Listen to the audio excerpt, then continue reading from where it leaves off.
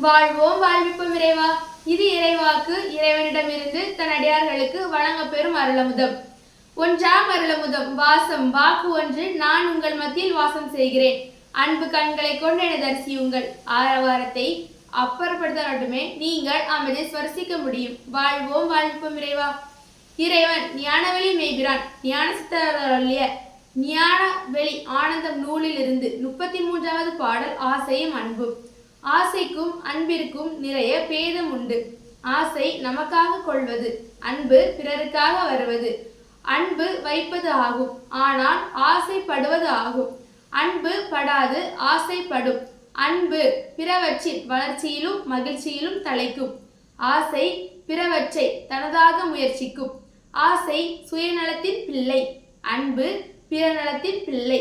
அன்பு கொண்ட ராமனின் தாய் வாழ்ந்தாள்.